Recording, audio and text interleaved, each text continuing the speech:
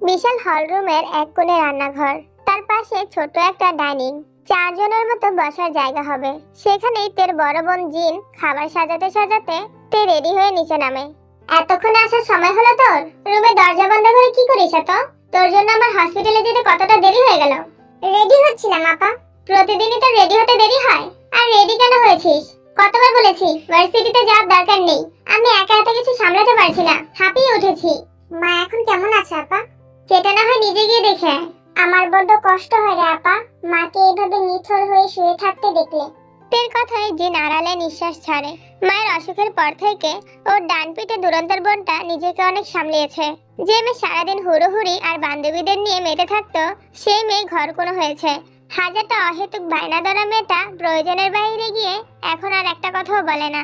তের বয়স কম, সবে 19-এ পা দিয়েছে। তাই তো জিন নিজেই ওকে হসপিটালের ঝুটঝামেলা থেকে দূরে সরিয়ে রাখে। আপা আমি গেলাম, আগামী 1 সপ্তাহ কোথাও যাব না। রান্না বান্না সব আমি করব, তবুও প্লিজ রাগ করিস না তুই। ইমেলের খবর কি? ইমেল পাঠিয়ে দিয়েছি। কোনো রিপ্লাই এসেছে? তুইও না আপা, গত 1 বছর ধরে একটানা ইমেল পাঠানোর পরেও যেখান থেকে একটা রিপ্লাইও আসেনি, হুট করে সেখান থেকে রিপ্লাই চলে আসবে এতটা বেশি আশা করিস না। কথা শেষ করে তে বড় বড় পা ফেলে প্যালেসের মতো বিশাল মহল ছেড়ে বেরিয়ে যায়। আমার বিশ্বাস তে কোনো একদিন ঠিক রিপ্লাই আসবে, আর আমরা মাকে সুচিকিৎসার জন্য বিদেশে নিয়ে যাব। যেদিন মা আবারও সুস্থ হয়ে ফিরবে, তোর আর আমার দুঃখ সেদিনই যাবে। মাথার উপর সূর্যের মামা তির্যক আলো ছড়াচ্ছে। আজ বোধ হয় ভালোই গরম পড়বে। টিং টিং আওয়াজ করে জগন্নাথ বিশ্ববিদ্যালয়ের দিকে এগিয়ে যাচ্ছে অটোচালিত রিক্সা। এই বছর ইউনিভার্সিটিতে অ্যাডমিশন হয়েছে, তবে নতুন নতুন বড় হয়ে যাওয়া ভার্সিটির আনন্দ কিংবা বন্ধুমহল কোনো কিছু ছুঁতে পারেনি ওকে। কারণ একটাই, মার হার্টের অসুখ। গত 1 বছর ধরে হসপিটালের এক কামরার বেডে শুয়ে দিন পার করছে ওর মা। মার দিন রাত দেখভাল করতে হয় বলে বড় বোন জিন ইন্টারমিডিয়েটের পরেই পড়াশোনার ইতি টেনেছে। তের উদাসীন ভাবনার ইতি টেনে রিক্সা এসে পৌঁছালো গন্তব্যে। ভার্সিটির গেটে দাঁড়িয়ে লম্বা করে শ্বাস নেয় তে। এই একমাত্র জায়গা যেখানে এসে একটু প্রাণ ভরে স্বস্তির নিঃশ্বাস নিতে পারে তে। সেই সাথে স্বস্তিদায়ক মানুষ বোগাম ভাইকে একটিবার দেখতে পারলে আর কোনো কথাই নেই। কবে যে বোগাম ভাই নিজে এসে বলবে, তে শোনো আমিও তোমাকে পছন্দ করি, মনে রং তুলি ক্যানভাসে আমিও তোমাকে আঁকি। সেই আশা সেগুড়ে বালি। আমার মনের কথা তুই শুনলি কি করে? যেই টোনে বলেছিলি আমি কেন, রিকশাওয়ালা মামারও শুনেছে, আমি শিওর। আফসোস শুধু বোগাম ভাই শুনলো না। কি করে শুনবে? তুই তাকে দেখলেই তো চোরের মতো যেখানে সেখানে লুকিয়ে পড়িস। তা ঠিক, চল ভেতরে যাই। হ্যাঁ চল। আন্টির কি খবর, এখন কেমন আছে? একই রকম, আজকেও আবার বকুনি খেয়ে এসেছি। তোর ভাইয়ের কোম্পানি থেকে ইমেল এসেছিল? না। ও মাই গড, এ আবার কেমন ভাই? তোর মাকে এভাবে দেশে ফেলে রেখে নিজে বিদেশে পড়ে আছে। He is not my siblings. তাহলে কেমন ভাই তোর? তুই কিছু বলতে যাবে এমন সময় ওদের আরেক বান্ধবী দৌড়ে আসে। কি রে, এভাবে ছুটে এলি যে, কিছু হয়েছে? হ্যাঁ তোর কাছেই আসছিলাম। কাল ভার্সিটিতে কেন এলি না? তাহলে তো সব জানতে পারতি। কি হয়েছে একটু খুলে বল। তাছাড়া কেন আসিনি সেটা তো তুই জানিসই, তাহলে নতুন করে কেন প্রশ্ন করছিস? কাল বোগাম ভাইদের সমাবর্তন অনুষ্ঠান ছিল। বোগাম ভাই সেরা ছাত্রদের পুরস্কার পেয়েছে। তারপর আরো একটা ঘোষণা হয়, বোগাম ভাই মাস্টার্স করবে না, উনি হায়ার স্টাডির জন্য স্কলারশিপ পেয়েছে। খুব শীঘ্রই ইউএসএ চলে যাবে। বলিস কি? ওই তো বোগাম ভাই এদিকেই আসছে। আরে তে না? জি ভাইয়া। ভালো আছো তো তুমি? এখনো কি রাস্তা পার হতে ভয় লাগে? বোগাম ভাই কিছু জিজ্ঞেস করছে তে। লিসার ধাক্কায় তে হ্যাঁ না দুদিকে মাথা নাড়াতে থাকে। জুনিয়ররা সংকোচ বোধ করছে দেখে বোগাম আর দাঁড়ায় না।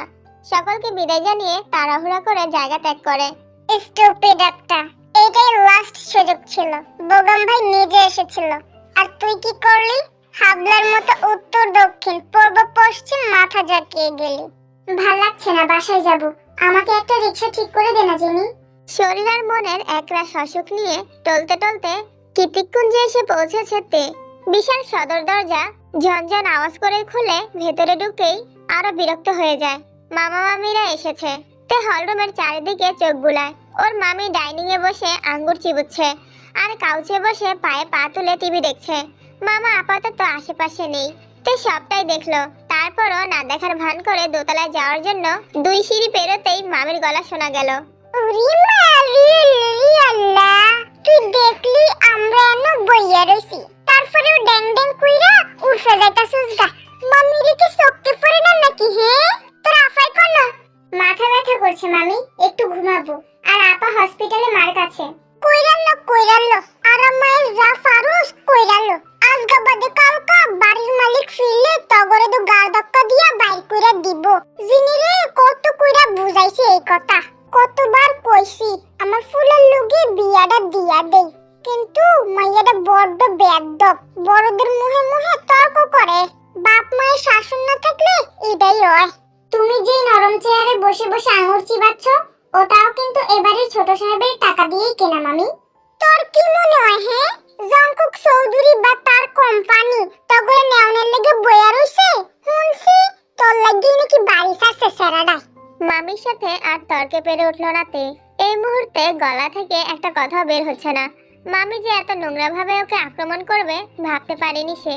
আর এক মুহূর্তেও হল রুমে দাঁড়ালো না, সিঁড়ি ডিঙিয়ে দোতলায় নিজের রুমে গিয়ে সপাটে দরজা আটকে দিল। রাস্তার দুই ধারে সারি সারি ম্যাপল গাছের বহর, তবে এই মুহূর্তে রাস্তার দুই সাইডে দাঁড়িয়ে থাকা লোক সমাগমের কারোরই ম্যাপল লিফের সৌন্দর্য বিশ্লেষণে আগ্রহ নেই। তারা অন্য কিছু দেখার জন্য অধীর আগ্রহে সামনের রাস্তার দিকে তাকিয়ে হাত নেড়ে যাচ্ছে নির্বিঘ্নে। ঠিক তখনই কয়েকটা বাইক তড়িৎ গতিতে রাস্তা অতিক্রম করে চলে গেল। বাইকগুলো রাস্তা ক্রস করতেই সবাই জেকে জেকে বলে চেঁচিয়ে ওঠে। সবার চেয়ার আপার উচ্ছ্বাস দেখে বোঝাই যাচ্ছে এইখানে বাইক রাইডিং কম্পিটিশন হচ্ছে। কিন্তু এরকম ঠান্ডা আবহাওয়ায় পাহাড়ি রাস্তায় কি করে এত দ্রুত রাইড করছে এরা? ভয় ডর কি নেই? এগুলো দেখে আবার মানুষ আনন্দে নাচানাচি করছে। টানা 3 বার একইভাবে রাইড শেষে 4 বারের সময় শেষ হলো কম্পিটিশন। পরপর 7টা বাইক এসে এক জায়গায় থামলো। সবার আগে যে বাইকটা পৌঁছেছে ওটাই জেকে রাইড করেছে, কারণ চারদিক থেকে ভেসে আসা জেকে নামের জয় জয়কার আর আনন্দ উচ্ছ্বাসী তার জানান দিয়ে যাচ্ছে। তবে জেকে নামক লোকটা একটু অন্যরকম। এত চেহারা পেয়েও কোনো রূপ হেলদোল নেই বললেই চলে। খুবই স্বাভাবিক মুখভঙ্গি। চ্যাম্পিয়ন হয়েও খুশি লেশমাত্র নেই তার মুখে, অথচ রানার আপ হওয়া বাইকটা খুশিতে ফেটে যাচ্ছে। সেই খুশি তার মুখে চোখে জোয়ারের জলে ন্যায় উপচে পড়ছে। জেকে হেলমেট খুলতেই বেরিয়ে আসে তার স্টাইলিশ ঘাড় ছুঁই ছুঁই লম্বা চুলগুলো।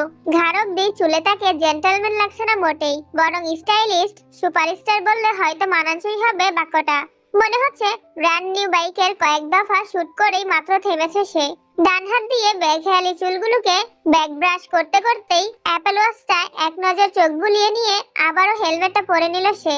ওদিকে চ্যাম্পিয়ন পুরস্কার বিতরণের জন্য স্টেজ থেকে বারবার তাকে ডাকা হচ্ছে। জেকে হেলমেট পরেই সেদিকে একবার চাইলো। আশ্চর্য, সবাই ডাকছে তবুও কেমন বেখেয়ালি ভঙ্গিমা। শেষমেশ কর্তৃপক্ষের একজন তার কাছে এগিয়ে আসতেই জেকে বলে, ওয়েট আ মিনিট। তারপর কাউকে কল করতেই কয়েক মিনিটের মধ্যে একটা কালো গাড়ি এসে থামলো ওখানে। গাড়ি থেকে ফর্মাল ড্রেস কোড পরিহিত একজন লোক নামতেই জেকে লোকটাকে উদ্দেশ্য করে বলল, Look, he is my assistant Namjoon. Give him the prize money. Are you kidding me? No, I'm serious. Then why are you at on the game and risk your life? You know, riding is thrilling, also dangerous, and I love dangerous a lot. জঙ্কুকের কথায় লোকটা বিরক্ত হলো, তবে চটে গেল না। এই ছেলে প্রতি বছরই একটা না একটা ঝামেলা পাকাবেই, এটা তার বোধগম্য হয়ে গিয়েছে এতদিনে। হয় কোনো প্রতিদ্বন্দ্বীকে ইচ্ছে মতো পেটাবে, নয়তো রাইডিং এর মাঝপথেই বাইক ঘুরিয়ে নিয়ে চলে যাবে, আর না হয় প্রাইজ গিভিং এ সে ঝামেলা পাকাবে। শুধু পপুলারিটি আর অডিয়েন্সের ডিমান্ডেই সারা বছর ঘুরে ঘুরে রাজি করানো হয় তাকে, নয়তো এমন আত্মাগল রকচটা ছেলেকে জীবনও কম্পিটিশনে আনতেন না তিনি। বাপের বয়সী হোক কিংবা দাদার কারো কথার 2 পয়সা সম্মান পর্যন্ত দেয় না এই ছেলে। এই ভিডিওটা YouTube channel BTS 47 family drama আর টিকটক আইডি আর জেকেবিএস8 এই দুইটা অ্যাকাউন্ট ছাড়া অন্য কারো টিকটক আইডিতে দেখলে বুঝবে ভিডিওটা চুরি করে এনে তোমাদেরকে দেখানো হচ্ছে শুধুমাত্র কিছু ফলোয়ার্স আর ভিউ পাওয়ার লোভে। তোমরা তাদের কাছে পরের পার্ট না চেয়ে সরাসরি YouTube channel BTS 47 family drama চ্যানেলে চলে আসবে। মনে রাখবে, চুরি করা আর চোরকে প্রশ্রয় দেওয়া সমান অপরাধ। আশা করি তোমরা অযথা ওদের জন্য চোরের অপবাদ নেবে না। আর তোমরা যারা ভিডিওটা না বলে পুরোটাই চুরি করে এনে নিজেদের নামে চালিয়ে দিচ্ছ, একবারও কি ভেবে দেখেছো একটা ভিডিও বানাতে কতটা কষ্ট করতে হয়? তোমরা যখন ভিডিওটা চুরি করে আনো তখন তো তোমাদেরকে অপেক্ষা করতে হয় ডাউনলোড হওয়া পর্যন্ত। একবার চিন্তা করো ডাউনলোড করার জন্য কতটা অপেক্ষা করতে হয়, আর যারা এই ভিডিওটা বানায় তাদের ঠিক কতটা অপেক্ষা করে ভিডিওটা বানাতে হয়। তোমাদের বাবা মা নিশ্চয়ই চুরি করতে শেখায়নি বা করতে বলেনি। এভাবে অন্যের পরিশ্রম আর কত চুরি করবে? এবার একটু নিজে কিছু করো। এরপরও যদি কথা না শোনো তাহলে তোমাদের আইডি ডিজেবল করে দেওয়ার জন্য টিকটকের কাছে রিপোর্ট করব। তিলে তিলে গড়া একটা আইডি চলে গেলে কেমন লাগে তখন বুঝবে। এমনটা না চাইলে কেউ আর ভিডিও চুরি করে এনে টিকটকে দিবে না। টানা 2 দিন হতে চললো তার মামিরা বিদায় হয়েছে। আজ শুক্রবার। জিন একটু দেরি করেই হসপিটালে যাবে। তে রাতেই বলে রেখেছিল সেও মাকে দেখতে যাবে। তাই খুব সকালে উঠেই ইমেলের কাজ সেরে লম্বা একটা শাওয়ার নিয়ে রেডি হয়ে মোবাইল হাতে নিয়ে দেখে লিসার অনেকগুলো মিস কল ভেসে আছে। এতগুলো কল যেহেতু দিয়েছে তার মানে ইম্পর্টেন্ট কিছুই হবে, কিন্তু কি? অজানা অনেক প্রশ্নে আবারও মাথাটা ধরে এলো তের, কিন্তু ও এত ভাবতে চায় না। তাই তাড়াহুড়ো করে লিসাকে কল দিল। কি হয়েছে লিসা, এতগুলো কল দিলি যে? তুই ঠিক আছিস? আমি ঠিকই আছি, তুই ঠিক আছিস কিনা সেটা বল। আচ্ছা তুই এমন কেন? দিন দিনে বলে হিমালয় পর্বতের সন্ন্যাসিনী হয়ে যাস নাকি মহাসমুদ্রে ডুব দিস, কোনটা বলতো? কি অদ্ভুত প্রশ্ন লিসা, আমি কেন এসব করতে যাব? শোন, আমার বিয়ে করে সংসার করার বহুত শখ। সন্ন্যাসী টন্যাসী এসব কথা ভুলেও বলবি না। তাহলে ফোন কেন তুলিসনি? ফোন সাইলেন্ট মোডে ছিল। তাহলে তুই কেন বসে আছিস এখানে? তুইও সাইলেন্ট মোডে চলে যা। আর তোর শখের বোগাম ভাই আমেরিকা গিয়ে কোনো এক সাদা চামড়ার মেয়েকে বিয়ে করে সুখে ঘর সংসার করুক। কি হয়েছে লিসা, আমাকে বলবি তো? বোগাম ভাই আজই চলে যাচ্ছে, এতক্ষণে হয়তো এয়ারপোর্টের কাছাকাছি চলেও গিয়েছে। এইটাই তো শেষ সুযোগ। আমি আর জেনি মেন রাস্তায় সিএনজিতে ওয়েট করছি, তাড়াতাড়ি চলে আয়, নয়তো এই জীবনে আর বোগাম ভাইকে দেখতে পাবি না। দ্রুত চলে আয়, শেষবারের মতো দেখাও হয়ে যেতে পারে। তে আর সময় নষ্ট না করে টেবিল থেকে ব্যাগটা নিয়ে দৌড়ে বেরিয়ে গেল রুম থেকে। বেগম ভাই চলে যাচ্ছে যাক, কিন্তু মনের কথাটা তো একবার শুনে যাক। নিজের একপাক্ষিক ভালোবাসার কোনো প্রতিদান চায় না তে, শুধু শেষবারের মতো মুখ ফুটে বলতে চায় দিনের পর দিন নিজের মন গহীনে বোনা মাকড়সার জালের ন্যায় ঠুনকো স্বপ্নগুলোর কথা। এই মুহূর্তে তের অষ্টাদশী মন বলছে তাকে মন গহীনের সুপ্ত ভালোবাসার কথা না জানালে জীবনটাই বৃথা। সবাই দিন শেষে ভাবে নতুন প্রহর তার জন্য নতুন সুখ বয়ে আনবে, কিন্তু কখনো কখনো সেই নতুন প্রহর আসতে বড্ড দেরি হয়ে যায়। সেই সাথে হারিয়ে যায় সুখের আশাটুকুও। এখন এই মুহূর্তে দাঁড়িয়ে তের সুখের আশাটাও হারিয়ে গিয়েছে নীলাম্বর আকাশের কোনো এক ফালি শুভ্র মেঘের আড়ালে। খোলা আকাশের দিকে তাকিয়ে শব্দ করে কাঁদছে তে। হৃদয়টা এবার সত্যি সত্যি ফাঁকা লাগছে। বেগম ভাইয়ের সাথে শেষ দেখাটা হলো না তার।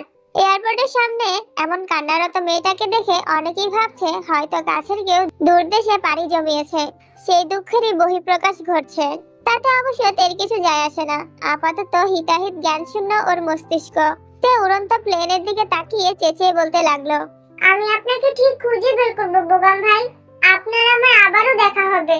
আমি ইউএসএ যাব, আপনার জন্য হলেও যাব, ওই জঙ্কুক চৌধুরী না নিলেও যাব। আচ্ছা তুই তো শেখ, তাহলে তোর ভাইয়া চৌধুরী কেন? ওই বদমাশ লোকটা আমার ভাইয়া না, ইভেন কিছুই না আমাদের। তাহলে তাকে কেন ইমেল পাঠাস প্রতিদিন? তাকে তো পাঠাই না, জেকে গ্রুপের হেড অফিসে পাঠাই মায়ের অসুস্থতা জানানোর জন্য। এখন শুধু জঙ্কুকের অ্যাপ্রুভালের জন্য সবটা আটকে আছে। তাহলে কে সে? আমরা একটা অমীমাংসিত সম্পর্কে আটকে আছি লিসা। আমার যখন 8 বছর বয়স, তখন মায়ের সাথে কৃতিকপুঞ্জে প্রথম পা রাখি আমরা 2 বোন। তখন ওনার বয়স কতই বা হবে, 20 বছর। উনি আমার থেকে প্রায় 12 বছরের বড়। আমার মা জঙ্কুকের বাবার দ্বিতীয় বউ। কোনো এক কারণবশত আমার মাকে উনি বিয়ে করেন। তার মানে তোদের সাথে ওনার রক্তের কোনো সম্পর্ক নেই? না, নেই। তবে ওনার বাবার অবর্তমানে আমার মাই জেকে গ্রুপের চেয়ারম্যান। উনি কি দেশে আসেন না? আই মিন বাড়িটা তো ওনার। গত 8 বছর ধরে আসেনি। বছর 3 আগে যখন ওনার বাবা মারা গেলেন তখন নাকি এসেছিলেন, তবে বাড়িতে প্রবেশ করেনি। বাইরে থেকে দাফন কাফনের কাজ সেরে সেদিনের ফ্লাইটে চলে গিয়েছে। বুঝেছি, তোদের উনি একটুও পছন্দ করে না, সেই জন্যই তো নিজের বাড়িতে পর্যন্ত আসে না। আপা কল করছে, আমি আসি। একরাশ ভারাক্রান্ত মন আর নিজের করা বোকামিতে বিরক্ত হয়ে দ্রুত বাড়ি ফেরেতে সদর দরজা পার হতেই জিনের হাতে শক্ত চড় পড়ে তের গালে। আপা কি করেছি আমি? এভাবে মারলি কেন? পৃথিবীতে কি মার খাওয়ার জন্য আমার জন্ম হয়েছে? আমি ছাড়া আর কে মারে তোকে? অযথা কারণ ছাড়া কেন মারবি আমাকে? কই কখনো তো কারণ ছাড়া ভালোবাসিস না, সারাক্ষণ ঝাড়ির উপর রাখিস। আমি কি তোর সৎ বোন আপা? একদম পাকামি করবি না তে। আচ্ছা, তোর কি মার জন্য আদৌ কোনো চিন্তা আছে বলতো আমায়? এভাবে কেন বলছিস আপা? বলছি কারণ তুই একটা হাঁদারাম, আর আমি কিনা তোর উপর ভরসা করে এত বড় একটা দায়িত্ব দিয়েছি। কি করেছি প্লিজ খুলে বলবি? জিন এগিয়ে গিয়ে টেবিল থেকে ল্যাপটপটা এনে তের হাতে তুলে দেয়। ল্যাপটপের স্ক্রিনে ইমেলের ইনবক্স ভাসছে, সেই সাথে কতগুলো নতুন ইমেল, সবগুলো আমেরিকা থেকে এসেছে। যা দেখে তের কান্না ভেজা চোখ খুশিতে চিকচিক করে ওঠে। আপা, কোম্পানি থেকে মেল এসেছে, ওরা মাকে উন্নত চিকিৎসার জন্য ইউএসএ নিয়ে যাবে। এটা তো খুশির খবর। হ্যাঁ, এটা খুশির খবর, কিন্তু এই মেলটা আরো 1 মাস আগে এসেছে। ওরা ভিসা টিকিট সব পাঠিয়ে দিয়েছে, এই সপ্তাহেই ফ্লাইট। আজ কৌতূহলবশত আমি যদি ইমেলের ইনবক্স না চেক করতাম, তাহলে এই টিকিট আর ভিসা আমাদের কোনো কাজেই আসতো না। কারণ গত 1 বছর ধরে তুই শুধু রোবটের মতো মেলই পাঠিয়ে গিয়েছিস, কখনো ইনবক্স কিংবা আদার বক্স চেক করিসনি। যদি আমি এটা আর 1 সপ্তাহ পর চেক করতাম, তাহলে আমাদের মার চিকিৎসা কি করে হতো বলতো? তের এই মুহূর্তে কিছু বলার নেই। প্রথম কয়েক মাস ইনবক্স চেক করে কোনো লাভ হয়নি, তাই ও ধরে নিয়েছিল এই ইমেলের কোনো প্রতিক্রিয়া আর আসবে না। অতএব প্রতিদিন ইনবক্স দেখে দেখে আশাহত হওয়ার কোনো মানেই হয় না। কিন্তু সকল চিন্তা ভাবনার ঊর্ধ্বে গিয়ে এমন কিছু হবে সেটাতে কল্পনাতেও ভাবেনি। তে আরো একবার ল্যাপটপের মেলটায় চোখ বুলালো। সকল নিয়ম নীতি হলফ করার শেষে নিচে ছোট ছোট অক্ষরে লেখা, mister Namjoon, CFO of JK group of industry. Namjoon কে আপা? হবে হয়তো কোম্পানির দায়িত্বরত কেউ। জানিস, তোর জন্য টিকিট পাঠানো হয়েছে, অবশ্য তুই না গেলেও হতো। কি বলছিস আপা? তোরা অত দূর চলে যাবি, আর আমি এই ফাঁকা কৃতিকুঞ্জে একা একা থাকবো? ভূতেরা আমাকে আস্ত রাখবে বলে তোর মনে হয়? তুই এটা বলতে পারলি? আমি নির্ঘাত তোর সৎ বোন। হয়েছে, ড্রামা বন্ধ কর। আমি কেন বলছি সেটা শুধু আমিই জানি। কেন বলছিস? যতই উন্নত চিকিৎসা হোক না কেন, মায়ের কাছাকাছি সবসময় আমাকেই থাকতে হবে। তাহলে বিদেশের বাড়িতে তোকে আমি কার কাছে রেখে যাব বল? তার উপর জঙ্কুক ভাইয়া মানুষটা সুবিধার না। আমি কি আর ছোট আছি রে আপা? আমি ঠিক সব পরিস্থিতি ম্যানেজ করে নিব, তুই দেখিস। তাছাড়া এতগুলো বছর পর তিনি নিশ্চয়ই আগের মতো নেই। হতে পারে এতদিনে বিয়ে শাদী করে আমাদের জন্য বিদেশিনী ভাবি রেডি করে রেখেছে। জিনটাকে জড়িয়ে ধরে ওর গালে আলতো করে চুমু খেয়ে বলে, চর মারার জন্য সরি। জানিস, আমার অনেক খুশি লেগেছিল যখন মেলগুলো দেখছিলাম, কিন্তু রাগটা তখনই হয় যখন ভাবলাম এই মেল 1 সপ্তাহ পর পেলে আমাদের টিকিট ক্যান্সেল হয়ে যেত, আমাদের মাকে আরো ভুগতে হতো। তুই না আপা, আমি সরি। আমি তো খামখেয়ালি করে কিছুই চেক করতাম না। আমাকে ক্ষমা করে দে প্লিজ। হ্যাঁ দিব, যদি এখন আর এই মুহূর্তে আমার সাথে মার্কেটে যাস। অনেক প্রয়োজনীয় শপিং করতে হবে, এই সপ্তাহে ফ্লাইট। তুই তো জানিসই আপা, আই লাভ শপিং। কতদিন নতুন জিনিসের গন্ধ পাই না। এবার আমি বোগাম ভাইকে ঠিক খুঁজে বের করব। অপেক্ষার অবসান ঘটিয়ে অবশেষে তেরা চলে এলো ইউসে, মানে জঙ্কুকের ডুপ্লেক্স বাড়ির সামনে। ড্রাইভার ওদের হাতে একটা কার্ড ধরিয়ে দিল, যেটাতে ছিল বাড়ির পাসওয়ার্ড। আমাকে এখনই হসপিটালে যেতে হবে, তে অনেক ফর্মালিটিস বাকি আছে, আর সব কাগজপত্র আমার ব্যাগে। এগুলো না পূরণ করলে ওরা আমাকে ভর্তি করাতে পারবে না। তুই পাসওয়ার্ড দিয়ে দরজা খুলে ভেতরে গিয়ে বিশ্রাম কর, আমি যত তাড়াতাড়ি সম্ভব চলে আসবো। না না, আমি একা একা ভেতরে যেতে পারবো না। যদি কেউ থাকে তার চেয়ে বরং আমি তোর সাথে যাব। পাগলামি করিস না তে, বাড়ির অবস্থা দেখেছিস? আমি শিওর রাত হলে ঝড় আসবে। তাছাড়া তুই না বলেছিস আমার কথা শুনবি? আমার ভয় করছে আপা, যদি ভেতরে কেউ থাকে। আমি যতদূর জানি কেউ বাড়িতে নেই, থাকলে ড্রাইভার পাসওয়ার্ড দিত না। আর যদি থেকেও থাকে, তুই নিজের পরিচয় দিবি। কোনো বোকামি করিস না, সাবধানে থাকবি, প্রয়োজন হলে ফোন করবি। এরপর দিন হসপিটালের উদ্দেশ্যে চলে যায়। অচেনা দেশ, অচেনা শহর, অচেনা একটা বাড়ি। এখন আপাও চলে গেল। এর চেয়ে অসহায় বোধ এই 18 বছরের জীবনে আর কোনোদিন লাগেনি তের। পাসওয়ার্ড দিয়ে দরজা খুলে ভেতরে প্রবেশ করে চারদিকে একবার ভালো করে চোখ বুলিয়ে নিল তে। বাড়িতে কেউ নেই, লোকালয় ছাড়িয়ে অনেকটা নির্জন পরিবেশে ছোট্ট একটা ডুপ্লেক্স বাড়ি। নিচতলার পুরোটা জুড়ে বিশাল হলরুম। হলরুমের ঠিক অন্য মাথায় কিছু আধুনিক কারুকাজ করা নরম সোফা আর দিবান। দিবানের উপর এবড়োথেবড়ো হয়ে পড়ে আছে একটা কুমড়ো সাইজের কালো রঙের হেলমেট। তার সামনে বিশাল মনিটর। আপাতত আর কিছুই দেখার ইচ্ছে নেই তের, শরীরটা বড্ড ক্লান্ত। বাড়িতে কেউ নেই, ব্যাপারটা বুঝে উঠতেই কাচুমাচু ভাবটা কমে গিয়ে ঝরঝরিয়ে দ্বিগুণ ক্লান্তি নেমে এসেছে শরীর জুড়ে। কাঁচের চকচকে সিঁড়ি বেয়ে উপরে উঠে কোনো মতে ভারী জামা কাপড় পাল্টে প্লাজো আর টি শার্ট পরে শরীরটাকে ছেড়ে দিল নরম বিছানা আর কমফর্টের বাজে। তে, এই তে, তে, ঘুমাতে দে না আপা। এই বিছানাটা অনেক নরম, আর এই কুশনের গন্ধটা চন্দন কাঠের মতো। তে ওঠ, এটা তোর রুম নয়। আর না, তুই বাংলাদেশে আছিস, আমরা আজ সন্ধ্যায় আমেরিকায় এসেছি, ভুলে গেছিস? আর এই মুহূর্তে তুই অন্য কারো রুমে ঘুমিয়ে আছিস। জিনের শেষ কথাটা একেবারে ছক্কা লাগার মতোই তের মস্তিষ্কে গিয়ে লাগলো। সঙ্গে সঙ্গে ধরফড়িয়ে উঠে বলল, কি বললি আপা? আমি কার রুমে? জিন আর চোখে দরজার দিকে দেখালো। তে ওর দৃষ্টি অনুসরণ করে সেদিকে চাইলো। সাদা টি শার্ট আর ব্ল্যাক ট্রাউজার পরিহিত লম্বা লোক। তে এক পলকেই এই সুদর্শন পরিচিত মুখটা ধরতে পেরেছে। এটা আর অন্য কেউ নয়, স্বয়ং জংকুক চৌধুরী। তের মাথাটা ভো ভো করে ঘুরছে। ও এটা কি করেছে? কার বিছানায় এতক্ষণ ধরে ঘুমিয়েছে?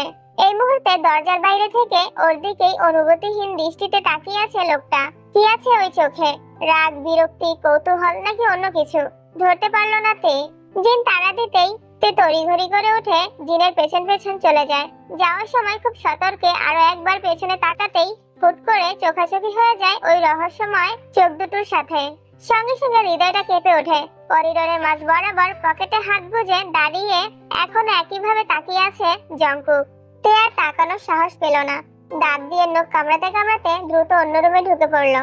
ওরা চলে যাওয়ার পর জংকুক নিজের রুমে পা বাড়াতেই ফ্লোরে পড়ে থাকা মেয়েদের কাপড় চোপড়ে পা আটকে যায়। সেগুলো এক প্রকার ইগনোর করেই বিছানায় গায়ে এলিয়ে দিল। কুশনটা এখনো তেল লালায় ভিজে আছে। তার ঠিক পাশে সুতোর মতো আটকে আছে একটা লম্বা চুল। জংকুক চুলটা হাতে তুলে ধরে। স্বাভাবিকের চেয়েও বেশ লম্বা চুলটা। খানিকক্ষণ চুলটা উল্টে পাল্টে দেখে জংকুক বলল, কবে এত বড় হয়ে গেল? সকাল 9:35। জিন একটু আগেই রেডি হয়ে হসপিটালের উদ্দেশ্যে বেরিয়ে গিয়েছে। বলেছে কি একটা জরুরি কাজ আছে, তাই সকাল সকাল যাচ্ছে। বয়সের তুলনায় জিনের মধ্যে ম্যাচুরিটি ভাবটা অনেক বেশি। দায়িত্ব জ্ঞানের দিক দিয়ে সবসময় সচেতন সে। আসলে বাস্তবতা যার দরজায় বেশি হানা দেয় সে তত বেশি ম্যাচুর হয়। এখানে বয়সের কোনো হাত নেই। তে তখনও শুয়ে উদাসীন হয়ে কি জানি ভাবছিল। তখনই নিচ থেকে এক অপরিচিত কণ্ঠস্বর কানে ভেসে এলো। গলার আওয়াজ শুনে মনে হচ্ছে পুরুষ মানুষ। লোকটা নিচ থেকেই হাত পেরে পেরে ডেকে চলেছে তখন থেকে, জেকে, এই জেকে, আমি জানি তুই রুমে আছিস, নিচে নাম এক্ষুনি, নইলে কিন্তু আমি উপরে চলে আসবো। ইম্পর্টেন্ট কথা আছে ইয়ার। তে রুম থেকে বেরিয়ে দোতলার করিডোরে দাঁড়িয়ে মালিকের মতো করে গলায় আত্মবিশ্বাস জমিয়ে বলল, এখানে যেতে বলে কেউ থাকে না, ভুল বাসা না করেছে না। তের কথা মাঝপথেই আটকে গেল, কারণ ততক্ষণে পাশের রুম থেকে জংকুকও বেরিয়ে এসেছে। লম্বায় তের চেয়ে দ্বিগুণ জংকুক। ওর মুখভঙ্গিমা দেখতে হলে তের মাথা উঁচিয়ে চাইতে হয়। এই মুহূর্তে তে সেভাবে তাকিয়ে আছে জংকুকের মুখের দিকে। অনুভূতিহীন টকটকে ফর্সা মুখশ্রী, দাঁতে দাঁত চেপে আছে বলে তীক্ষ্ণ চুলটা ব্লেডের মতো ধারালো মনে হচ্ছে। লম্বা চুলগুলো এলোমেলো হয়ে কপাল ছুঁয়ে আছে। প্রথম দেখায় 31 বছরের জংকুককে তের চোখে গ্রিক গডের মতোই সুন্দর ঠেকলো। Go back to your room. আরে আমি কেন রুমে যাব? দেখতে পাচ্ছেন না কথা নেই বার্তা নেই অন্যের বাসায় এসে লোকটা জেকে জেকে বলে চেঁচাচ্ছে? ওটাকে আগে বিদায় করতে হবে। রুমে যেতে বলছি তোকে। এবার স্পষ্ট বাংলায় তের মুখের দিকে তাকিয়ে কথাটা বলল জংকুক। তে ভয়ে তো ঢুক গিলল। এক মুহূর্তের জন্য মনে হলো 8 বছর আগের জংকুকের সামনে দাঁড়িয়ে আছে। তারপরেই ওর ডান পিঠে মস্তিষ্কটা সচকিত হয়ে ওঠে। উনি যা বলবে সেটাই আমাকে শুনতে হবে নাকি? আশ্চর্য, আমি কি এখনো ছোট আছি যে ওনাকে ভয় পাবো? কি হলো, কথা কানে যায়নি? যাব না। মুখে মুখে তর্ক আমার একদম পছন্দ নয় তে। জংকুকের ঘুম ঘুম হাসি গলায় নিজের ছোট্ট নামটা শুনে আরো একবার বক্ষপিঞ্জরে কিছু একটা শক্ত টান অনুভব করলো তে। কেন যেন মনে হলো তে নামটাও অনেক ভারী আর কঠিন। পৃথিবীর ইতিহাসে এই নামের অস্তিত্ব কোনো কালেই ছিল না। পৃথিবীর সব থেকে আনকমন নাম এটা। কিন্তু সেসবে মাথা ঘামিয়ে দমল না তের আত্ম অহংকারী মন। বরং নতুন উদ্যমে জংকুকের কথা জবাব দেওয়ার প্রস্তুতি নিল সে, যাকে বলে এক বলেই ছক্কা হাঁকানো। ঠিক তখনই আগমন ঘটে নিচতলার তৃতীয় ব্যক্তির। কিরে, দেখছিস তখন থেকে ডাকছি, তবুও পকেটে হাত গুজে খাম্বার মতো দাঁড়িয়ে আছিস। আমাকে কি তোর মানুষ মনে হয় না? লোকটা এগিয়ে আসতেই জংকুকের সামনে এসে ওকে আড়াল করে দাঁড়ায়। লম্বা চওড়া গ্রিক গডশেপওয়ালা বডির অধিকারী জংকুকের পেছন থেকে রোগা থেকে তো দূরে থাক, ওর ছায়াটা পর্যন্ত দেখা যাচ্ছে না। কি চাই? কি চাই মানে? আমেরিকার সুপার মডেল সুগাকে তার বিখারে মনে হয় না, তবে স্যাসরা মনে হচ্ছে। তোরা সব কয়টা মিলে আবারও আমার হাউস পাসওয়ার্ড হ্যাক করেছিস, তাই না? এছাড়া উপায় কি? নক করলে তো জীবনও দরজা খুলিস না, ফোন ধরিস না, মেসেজে রিপ্লাই করিস না, হুটহাট উদাও হয়ে যাস। কোন দিন দেখবো একা একা এই ভূতের বাড়িতে মরে পড়ে আছিস। আমার সন্দেহ হচ্ছে যে কে তুই আসলেই মানুষ তো নাকি ভ্যাম্পায়ার টাইপ কিছু? সত্যি করে বল, তোর ইচ্ছা, যা খুশি একটা ভেবে নে। এদিকে জঙ্কুকের পেছনে এখনো ঠায় দাঁড়িয়ে আছে তে। দৌড়ে রুমে চলে যাওয়ার উপায় নেই, কারণ জঙ্কুক ওর কবজিটা শক্ত করে চেপে ধরে রেখেছে। মুখ দিয়ে কিছু বলবে তারও সুযোগ হচ্ছে না, কারণ সুগার মুখ ননস্টপ চলছে। একটানা 10 মিনিট ধরে ননস্টপ কথা বলে তবেই ক্ষান্ত হলো সুগা। জঙ্কুকের পেছনে একটা ছায়া নড়াচড়া করছে দেখতে পেয়ে সুগা জিজ্ঞাসা করলো, তোর পেছনে ওটা কিরে জেগে? তোর ছায়া এত ছোট হয়ে গেল কি করে? আর এমন নড়ছেই বা কেন? তোকে সত্যি সত্যি ভূতে ধরলো নাকি? দাঁড়া, সবাইকে কল করে এক্ষুনি আসতে বলছি। সুগা এমন একটা মানুষ, ক বললে কলিকাতা বুঝে ফেলে। দেখা গেল সত্যি সত্যি তিল থেকে তাল বানিয়ে জঙ্কুকের হাল বেহাল করে দিবে। তাই সকল রহস্যের ইতি টেনে নিজের চোখ দুটো খিচে বন্ধ করে তের হাতটা ছেড়ে দিল জঙ্কুক। সুগা পেছনে তাকাতেই দেখে স্কার্ট আর টি শার্ট পরা গোলগাল গড়নের পিচ্ছি একটা মেয়ে বিশাল লম্বা লম্বা সিল্কি চুলগুলো দুই পাশে ঝুটি করে বুকের সামনে ফেলে রেখেছে। একে কি বলা যায়, কেশবতী নাকি এলোকেশী? সে যাই হোক, মেয়েটার চেহারায় বিরক্তির ছাপ স্পষ্ট। ফর্সা আদুরে মুখটা রাগে লাল হয়ে আছে, কপালেও বিরক্তির ভাঁজ। লাল লাল গাল দুটো দেখে মনে হচ্ছে একটু টেনে দেই। সেই আশাতেই হাত বাড়িয়েছিল সুগা পিচ্ছিটার গাল টেনে দিবে বলে, কিন্তু সে আশাতে এক বালতি জল ঢেলে তাকে এক প্রকার ধাক্কা মেরে রুমের ভেতরে পাঠিয়ে দিয়ে ঠাস করে বাহির থেকে দরজা লাগিয়ে দিল জঙ্কুক। এভাবে কেন মেয়েটাকে ধাক্কা মারলি? ও নিশ্চয়ই লেগেছে, দেখেই মনে হচ্ছে তুলোর মতো শরীর। লাগার জন্যই মেরেছি। আর ওর শরীর তুলোর মতো নাকি লোহার মতো সেই চিন্তা মাথা থেকে ঝেড়ে ফেল। এভাবে বলছিস কেন? পিচ্ছি মানুষ তাই বলেছি। বাই দ্য ওয়ে, কেউ? No one. By any chance তুই কি এই পিচ্ছি মেয়েটার সাথে কিছু? কথা শেষ করতে পারলো না সুগা, তার আগেই ওর মুখ বরাবর একটা কুশন ছুঁড়ে মারে জঙ্কুক। মুখের লাগাম টান, তুই জানিস আই হেট উইমেন। তাহলে মেয়েটাকে দেখে তো মনে হচ্ছে বাঙালি। জঙ্কুক আরামসে ডিভানে বসে পড়লো, তারপর টি টেবিলে দুপা তুলে দিয়ে কানে হেডফোন লাগিয়ে মনিটরে ভিডিও গেম শুরু করতে করতে বললাম তো no one, treat her like a servant. Suga বুঝলো জঙ্কুক মেয়েটার ব্যাপারে কথা বলতে চাইছে না। ওদিকে জঙ্কুকের বলা প্রত্যেকটা কথা স্পষ্টভাবে কানে পৌঁছালো তে। ঢোক গেলার মতো করেই প্রত্যেকটা অপমানজনক কথা গিলে নিল।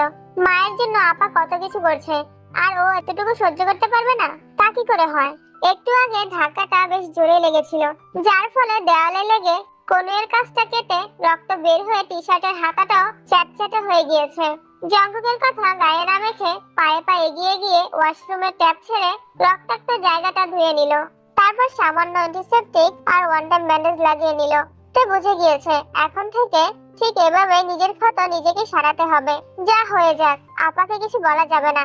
সুগা কাউচে শুয়ে ফোন টিপছে, আর জঙ্কুক মনিটরে বাইক রাইডিং খেলছে।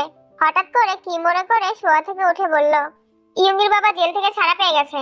আই নো, এবার নিশ্চয়ই ইয়ুঙ্গির সাথে খারাপ কিছু হবে। তুই আছিস কি করতে? এবার আরো বেশি সতর্ক থাকতে হবে, কারণ এবার শুধুমাত্র ইয়ুঙ্গি নয়, আমরা 4 জনই টার্গেট। জঙ্কুক খেলাটা পজ করে দোতলায় তের ঘরটার দিকে তাকিয়ে কিছু একটা ভাবলো, তারপর বিড়বিড় করে বলল, if he dare to touch I swear I will kill him. কি বলছিস বিড়বিড়িয়ে? কাকে মারবি তুই? ইয়ুঙ্গির বাবাকে। সকাল গড়িয়ে দুপুর হয়েছে, এখনো ফেরেনি জিন। অবশ্য ফেরার কথাও না, বলেই গিয়েছে ফিরতে সন্ধ্যা হবে। হঠাৎ করে বিদেশের মাটিতে পা রেখেই ওর আপার এত ব্যস্ততা ধরতে পারলো না তে। এদিকে সারাদিন না খেয়ে থেকে শরীরটা কাহিল হয়ে গিয়েছে তের। নিচে গিয়ে কিছু একটা খেতে হবে, নয়তো না খেয়ে প্রেসার ফল করে অসুস্থ হয়ে গেলে বিদেশের মাটিতে কে দেখবে ওকে। যেমন ভাবনা তেমন কাজ। তের দরজাটা সাবধানে একটু ঢিলে করে ওকে দিল বাইরে। তৎক্ষণাৎ নিচ থেকে সকালের পুরুষালী কণ্ঠটা আবারও ভেসে এলো কানে, এই যে এলোকেশী, খেতে এসো। তে এবার নিচে নেমে এলো। সুগা নিজের সাবলীল হাসিটা মুখে ঝুলিয়ে রেখেই ওর দিকে খাবারের প্লেটটা এগিয়ে দিয়ে বলল, বসে পড়ো। তে প্লেটটার দিকে উকি দিতেই ওর চোখ মুখ বিরক্তিতে কুঁচকে এলো। দুপুরের খাবারে এসব ঘাস পাতা কে খায়? সাথে এক টুকরো ভাজা মাংস, স্টেক হবে হয়তো, আর একটুখানি ম্যাশ পটেটো। এইটুকুই লাঞ্চ? দেখতে তো এইটুকুনি, এত খাবার রাখিস কোথায়? খুব রাগ হলো তের। আমেরিকা এসেছে বলে এসব ঘাস পাতা খেয়ে বাঁচতে হবে? তাছাড়া ভাত নেই, ডাল নেই, তরকারি নেই, এটা কেমন দুপুরের খাবার? মনে মনে আমেরিকান গ্রিন কার্ডধারী বাঙালিদের হাজারটা তিরস্কার জানালো তে। দেশে থাকে না বলে দেশের ঐতিহ্যটাও ম্যাশ পটেটোর সাথে ভর্তা বানিয়ে খেয়ে ফেলেছে এরা। তারপর আলগোছে নিজের লম্বা চুলগুলো হাত খোপা করে ওড়নাটা কোমরে পেঁচিয়ে এগিয়ে গেল রান্নাঘরের দিকে। কেবিনেট আর ফ্রিজ হাতরে হাতের কাছে চাল ডাল যা পেল সবকিছু একসাথে মাখিয়ে চুলায় বসিয়ে দিল। কয়েক মিনিটের মধ্যেই খিচুড়ির মোমো গন্ধে সুবাসিত হয়ে উঠল চারদিক। সুগা নিজের প্লেট সরিয়ে রেখে রান্নাঘরের দিকে উকিঝুঁকি দিচ্ছে। কি হলো, খাচ্ছিস না কেন? খেয়ে বিদায় হ। খিচুড়ি, কতদিন পর বাঙালি খানা, লোভ সামলাতে পারছি না। জঙ্কুক আবারও নিজের খাওয়ায় মন দিল। একটু পর এক প্লেট খিচুড়ি এনে সুগার সামনে রাখলো তে। গরম গরম খিচুড়ির গন্ধে খিদে পেট গুড়গুড়িয়ে ওঠে। গরম খিচুড়ি মুখে নিয়েই আবেশে চোখ বুজে এলো সুগার। ওর মুখের এক্সপ্রেশন দেখলেই বোঝা যায় ও খাবারটা ঠিক কতটা পছন্দ করেছে। তোর বোন ফাটাফাটি রান্না করে দোস্ত, এরকম রান্না খেতে পারলে আমি যখন তখন তোকে শালা বানিয়ে ফেলবো, ড্যাম শিওর। নিজের হাত মুষ্টিবদ্ধ করে অগ্নিদৃষ্টিতে তের ক্লান্ত মুখশ্রীটা পরখ করলো জঙ্কুক। তারপর একটা তাচ্ছিল্যের হাসি দিয়ে বলল, ও আমার বোন নয়, ও আমার বোন হতেই পারে না। মানে? ও আমার বাপের দ্বিতীয় পক্ষের আগের পক্ষ। জঙ্কুকের এত বিশ্রী অপমানজনক সম্বোধনে একটুও টলল না তে, বরং মৃদু হেসে সুগার উদ্দেশ্যে বলল, উনি ঠিকই বলেছে, আমি ওনার আপন কিংবা সৎ কোনোটাই বনি নই। আমার নাম অরোরা শেখ তে। আমি সুগা, কিন্তু বাংলাদেশি নই, ইন্ডিয়ান। আমার হোম টাউন দার্জিলিং এ। জানেন, দার্জিলিং এ ঘুরতে যাওয়া আমার অনেক দিনের স্বপ্ন। তাই নাকি? তা কোথায় ঘুরতে চাও দার্জিলিং এ, আর কার সাথে যাবে? আ তের মুখ থেকে কথার বহর বের হতে না হতেই সশব্দে হাতের কাঁচা চামচটা ছুঁড়ে ফেলে উঠে দাঁড়িয়ে পড়লো জঙ্কুক। কয়েক কদম এগিয়ে গিয়ে তের মুখোমুখি দাঁড়িয়ে বলল, I hate Bengali food, even everything. So next time আমার বাসায় এসব চিপ রান্না, চিপ আলোচনা কোনোটাই করার সাহস করবি না। I warn you. তে দুপা পিছিয়ে গেল। চোখের সামনে কি ঘটছে, কেন ঘটছে বুঝে উঠতে পারছে না। জঙ্কুক বারবার ওকে অপমান করছে, বেগে ফেলতে চাইছে, কিন্তু কেন? বয়সে ওর থেকে অনেক বড় বলে? তবে তেও চুপ মেরে যাবার মেয়ে নয়। জঙ্কুকের সূক্ষ্ম অপমানের জবাবে তে পাল্টা তীর ছুড়ে বলল, আমি যতদূর জানি আপনি নিজেও খাঁটি বাঙালি, তার উপর নামকরা রাজনৈতিক বংশের ছেলে। ব্যাস এইটুকু বলারই ফুসরত পেলতে এরপরই টেবিলে রাখা স্টেক কাটার সিলভার রঙের ছুরিটা ওর গলায় চেপে ধরে জঙ্কুক।